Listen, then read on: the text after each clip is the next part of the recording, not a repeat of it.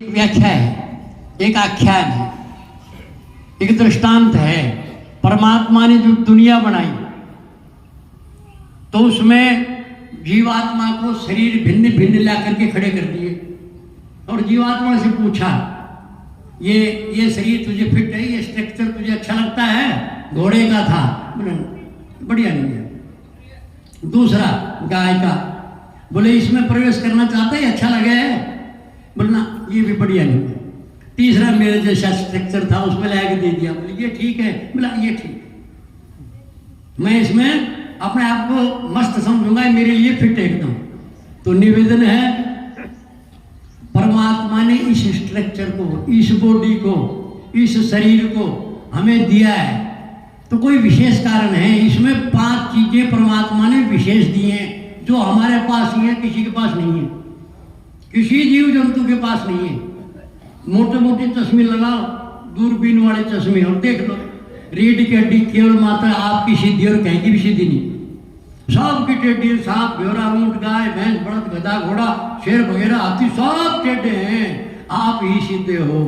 तो पहली बात, भाई सीधा होकर बैठ जाओ, सीधा होकर बैठ जाओ। रीढ़ की हड्डी यदि सीधी रहेगी तो इस रीढ़ की हड्डी के बीच में एक सुषुम्ना नाम की नाड़ी है और वो बिछ जाएगी।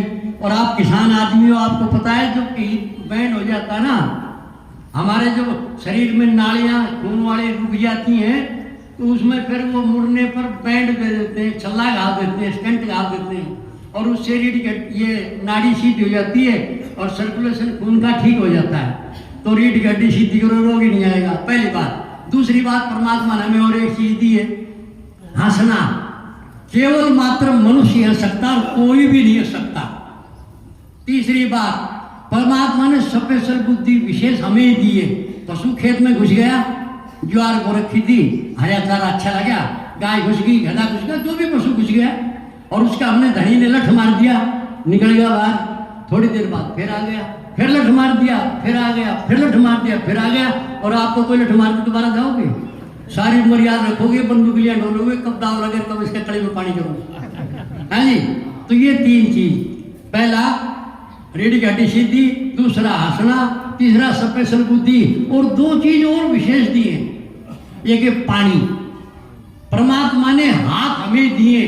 भैंस को, कुत्ते को आप देख रहे हो, खाद चलेगी, मच्छर बैठ गया, कोई और दूसरा उसको तंग कर रहा है तो या तो दीवार से घसेंगे, या अपने सींग से, या जीभ से, या लोट पलेटा मारेंगे, हम खड़े कर सकें। और इसके बगैर कुछ भी नहीं कर सकते।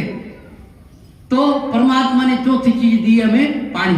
और 5वीं चीज सबसे विशेष दे दी, भैंस धूप में खड़ी है, प्यास लग रही है, भूख लग रही है, उसके बच्चे को कोई मार रहा है, कुछ नहीं कह सकती, खड़ी खड़ी देखती रहेगी। लेकिन हम अपनी बात को, अपनी व्यथा को, अपनी विशेषता को, या अपनी जरूरत को वाणी के द्वारा कह सकते हैं। तो 5वीं चीज परमात्मा ने हमें दी है, वाणी। वाणी, पानी, हंसना, बुद्धि और रीढ़ की हड्डी सीधी, ये 5 चीज दी हैं। अगली बात, परमात्मा का हम पर 5 रिश्तेदारियां भी भगवान के साथ। भगवान, क्योंकि मेरे जैसे ही तो भगवान, उसने मेरे जैसा ही पसंद किया था, तो भगवान में भी हमारी 5 रिश्तेदारियां हैं, 5 संबंध है। 5 गुणों के आधार पर हम परमात्मा से मित्रता कर सकते हैं, जिनमें पहला है, सबसे पहला ब्रह्म। हम पर कर्ज भी परमात्मा ने 5 ही दे रखे हैं। ये एक ब्रह्म यज्ञ, उस परमात्मा का धन्यवाद करना, जिसे संध्या भी कहते हैं। दूसरा देव यज्ञ, जो आप सबने मिलकर के भीतर धार किया है, ये वायुमंडल को शुद्ध करने का तरीका। पहली बात, परमात्मा की बड़ी गजब की विशेषता है, जितना जितना जितना जितना भीतर बढ़ोगे, ये तो आज ये ज्ञानेंद्रियां हैं, ये बाहर के लिए, ये बाहर देखती हैं, लेकिन मसाला असली परमात्मा से जुड़, भगवान भीतर बैठा है और हम बाहर देख रहे हैं। नहीं पार पड़ेगी भाई, नहीं मित्रता नहीं होगी। इन बाहर वालों को बंद करके भीतर घुसेंगे तो वो मित्र हमारा तैयार बैठा है, 5 भरने के लिए तैयार बैठा है। एक बार कहीं, ये हमारे यहाँ तो उस इलाके में, हरियाणा से में, रेवाड़ी से समझ लो, नारनौल से जो बीरबल की नगरी थी, जो स्वामी रामदेव का इलाका है, उस इलाके से में, तो वहाँ मोह कांड वाली जाते हैं। मोह कांड जाते, कोई आदमी मर जाता तो उसको आप अपने इलाके में पता नहीं क्या कहते हो, तो वहाँ औरतें मेटाडोर गाड़ी में बैठ करके जा रही थी और वो गाती जा रही थी, मेरे 5 खड़े लगवाड़, सजन घर कैसे जाऊं मैं, मेरे 5 खड़े लगवाड़। जीवात्मा परमात्मा से मिलने के लिए जा रही है, लेकिन 5 बीच में कसम, मित्र, धूर्त, 5 बीच में लूटने के लिए खड़े हैं। परमात्मा से मिल नहीं पाती, सजन से मिल नहीं पाती, प्रियतम से मिल नहीं पाती। काम, क्रोध, लोभ, मोह, अहंकार बीच में पकड़ लें, दुकानें वहीं तक समेट लेती हैं, वहां तक परमात्मा तक जीवात्मा जा नहीं सकती। तो पहला बाहर की बजाय भीतर, ये व्यवस्था परमात्मा ने चेन सिस्टम चलाया है। हमने गाय ने खाद गोबर कर दिया, गोबर उठा करके जमीन में डाल दिया, जमीन में से फसल पैदा हुई, वो फसल को फिर गाय खा दी, गाय ने फसल को बिगाड़ दिया, वो गोबर खाद के रूप में खाद बिगड़ा, उसने फसल दे दी, फसल गाय ने खा ली। ये चेन सिस्टम हमने भी वायुमंडल को बिगाड़ रहे हैं प्रश्वास के द्वारा। थूक, पसीना, राल, नीच सारा दिन चलता है, इसमें से निकलती रहती है अड़ंगा। लेकिन परमात्मा की व्यवस्था है, हमने बिगाड़ा। और ये इन पेड़ पौधों की खुराक है। इसमें जो आपने की थी स्मार्ट गैसें बनती है, जिनमें से ये गैस का नाम है कार्बन डाइऑक्साइड। वो कार्बन डाइऑक्साइड इसमें पैदा होती थी, पेड़ों की खुराक है। छिपकली, मच्छर, ये जो है ये प्रसाद नहीं खाते, लेकिन वायु के द्वारा सांस उनको भी लेना पड़ेगा। ये मच्छर भी, ये पेड़ पौधे भी, दूर दूर तक के घनघरे आदमी नहीं आए, लेकिन घनघरे जो नाराज थे वो नहीं आए, जिनको पता नहीं था वो नहीं आए। घनघरे जो है उन तक आचार्य जी का वो नहीं पहुंच पाया निमंत्रण, वो नहीं आए। लेकिन इस वायुमंडल के द्वारा 6 किलोमीटर में देखो आपने कितना गजब का काम किया। मैं तो कहता हूँ धन्य हो आचार्य जी, ये जंगल में आ गया। और तुम तो भाई अपने आप को विशेष भाग्यवान समझो कि परमात्मा की हम पर विशेष कृपा हुई है। आपका सिलेक्शन हुआ है परमात्मा की तरफ से, जो ऐसा देवता आपके संबंध में आ गया। नहीं तो इसकी तो कहा बहुत बनेगी, पता नहीं कहाँ सारा हिंदुस्तान अपना है, जहाँ भी जाए आचार्य जी, आचार्य जी, आचार्य जी। मैंने देखा है, इसको पढ़ा है, छोटा सा बालक से जब सा था, जब से जान रहा हूँ। लेकिन इनकी माँ जी यहाँ बैठी है, अरे माँ के तो बाप सारे बेटे एक ही एक बढ़िया होते हैं सारे के सारे, लेकिन माँ का जो बेटा बाबा जी बन रहा है, शादी नहीं करा हुआ, आगे औलाद नहीं पैदा करे, उस माँ की क्या हालत होगी। माँ तो माँ ही है, लंबा विषय है। तो कई देव में बिना निमड़े तो मेरा निवेदन है, हम उस कार्बन डाइऑक्साइड को बिगाड़ रहे हैं, वो इन पेड़ पौधों की खुराक है, और ये भी बिगाड़ रहे हैं, ये उसको ऑक्सीजन के रूप में दे रहे हैं, और वो ऑक्सीजन हमारी खुराक है। ये भी प्रकृति का चेन सिस्टम है। तो पहले ऋषि महर्षि जंगल बहुत ज्यादा होते थे, वायुमंडल शुद्ध था। जब पेड़ कट गए, मकान ही मकान बन गए, फैक्ट्रियां बन गई, वायुमंडल दूषित होने जा रहा है, तो ऋषियों ने व्यवस्था दी, परमात्मा ने व्यवस्था दी कि उसको शुद्ध करने के लिए ये चक्कर चलाओ भाई, इसमें बढ़िया पदार्थ डालो, ये 1000 गुना बढ़ेगा। आपने आज 11 कुंडों पर 11 यज्ञ कुंडों पर 1-1 किलो भी यदि मान करके चलते हैं, 11 किलो आपने ये घी की आहुति लगाई है, तो इसको 1000 गुना बढ़ाओ, 11,000 किलो। सारा गांव ये मलार ना छोड़, रोटी चौपड़ ले, हलवा बना के खा ले, सब्जी ठोक ले, जब भी 11,000 किलो घी आपका खत्म नहीं हो, और उतना आपने पुण्य कर दिया।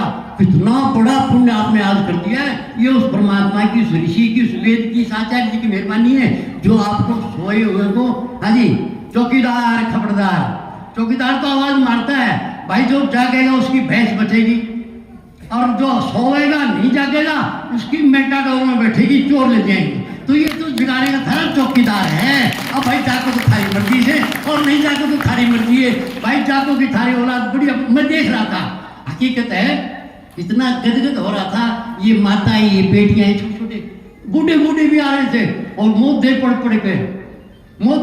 के और नमस्कार कर रहे थे, नमस्ते कर रहे थे, अभिवादन कर रहे थे। मैं कहता हूं हे परमात्मा, यदि इनकी यही सुबुद्धि बनी रही तो ये आप, हाँ जी, आपके पास क्या संपत्ति है? ये संपत्ति नहीं है, ये जमीन संपत्ति नहीं है, ये बाप दादा आपकी संपत्ति छोड़ के जो गए हैं, ये आपके साथ नहीं जाने की, ना वो लेगे ना ये लेगे।